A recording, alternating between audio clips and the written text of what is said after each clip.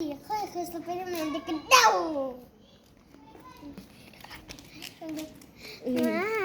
วันนี้มันสิออกรัดตาวินคือเก่าเดิมเมื่อวานนั้น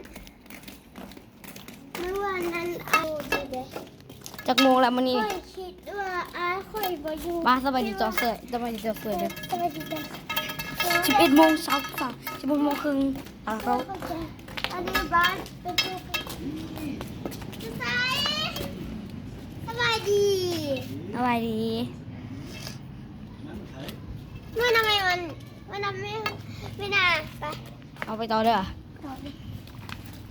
คาปูชิโน่บาเลนี่นะ เป็นโซดาซิโนดาชิเป็นซีดีบาร์ดีดี ถ้าบุมันสิเป็นที่นี่เด้ถ้าบุมันสิเป็นที่นี่นี่เป็นซิมแพนอย่างอีแพนละนะปลาแดดแห้งแดดแรงมากค่ะแดดแรงที่ไหววะจอนไปบนหุ่มโป่งออกลาดตะเวนอันนี้มันตอนเวนนี่อันนี้ตอนสวยไอ้เหี้ยเข้าสวยกินละเข้าสวยนะไอ้เหี้ยย้อนโทรศัพท์ลงนี่ เปียกแล้วจ้ามันตกไม่ใช่มันเลยจ้า โบตกดอก ฮะ มันโบตกดอกคือในน้ำอ้าวจันนี่คือแม่น้ำคลอง อันนี้กู ไม่ในน้ำคลองเด้อ ตัวนั้นมันพยายามเนี่ยก่อน นี่นะนี่ตัวใดวะตัวใดเกาะ จะไปดู ถ้าเดี๋ยวนี้นะ ตัวนี้เหรอ โว้ตัวนี้ถือเอาก้อนเดียวก็ได้ไปก้อนหินใหญ่บิ๊กเบิ้มเบิ้งน้ำกันเด้อไปเด้อ สองสาม ตึม นี่แล้วก่อนดิ มาเบิ้งหน้าคนโน้นมาเบิ้งหน้าคนเด็ดเบิ้งหน้าคนเด็ดบอกส่วนนี่มันไปก้อนหินขี้คือขี้ไอ้เหี้ยไปตั้มตอนนี้เห็นยังตอนเห็นยังตอนนี้นะ ตัวนั้นตัวนั้นจนเห็นตัวนี้อยู่แล้วไอ้บิ๊กไอ้ แต่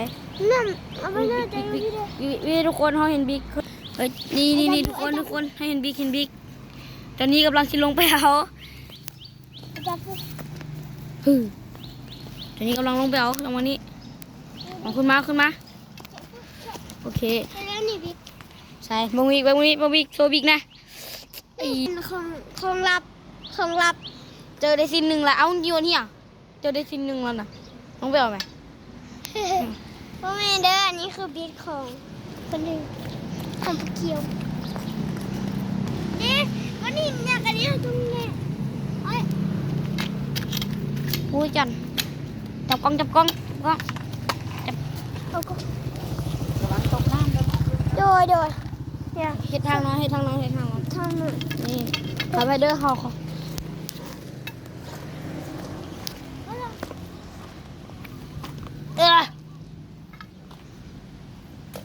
ไปออกลาดตะเวน เ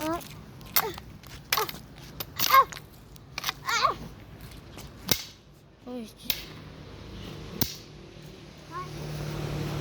ปืนเขาเนี่ยออกลาดตะเวนขึ้นไปถึงเลยบอกขึ้นมันเดี๋ยววะ ไม่ต้องใส่ เดี๋ยวกันนะ โอ้ยนะ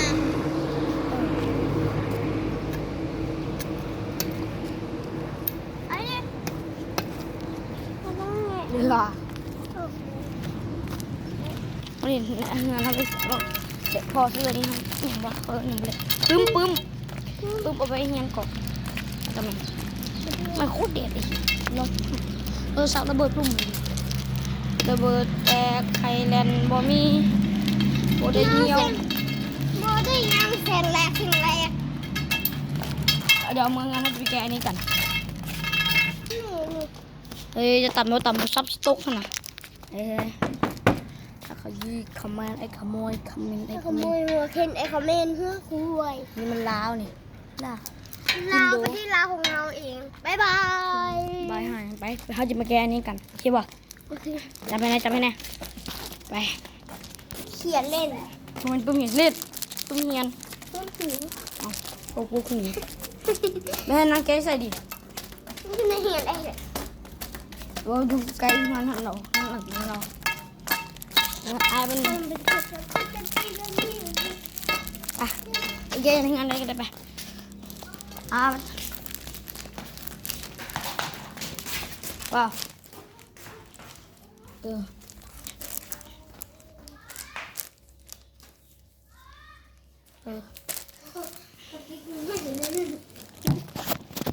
มาจ้ะจะมา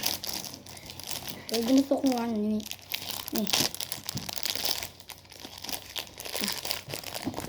จันใจเย็ดต่อยเลยนี่บอลแกอยู่นี่ไอ้แกดูแกชนะเอามาเอาบงกุ้มกันเอานี่ออกอ่ะโอ้ยบิ๊กนำมันไม่ให้บิ๊กนำเฮ้ยคุณเจดีเลยเนาะบิ๊กเมื่อกี้เขาก็เห็นบิ๊กมั้ยล่ะเดี๋ยวบิ๊กนี่เขียนออกป่ะก็เฮ้ยจันจ๋อลองยังเนี่ยไอ้ลองเขียนกอไก่ดูโอ้อันนี้ปุ่มยันเอาอันนั้นไปเสร็จละเดี๋ยวบิ๊กมันแห้งยันบิ๊กแห้งไม่อยากให้บิ๊กมันแห้งอ้อยเหี้ยคือบีบลงเลยบีบลงบนเป็ดอีกนึงดูให้จังสิวะดีนะจัน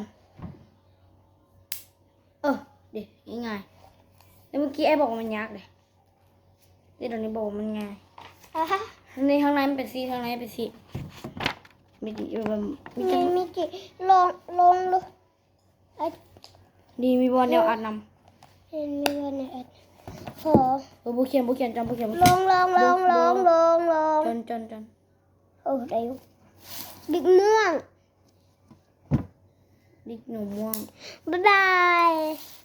ไปเอาแกนี่เราก็จะไปบายมันมาตบมานี่มอดีๆเอ้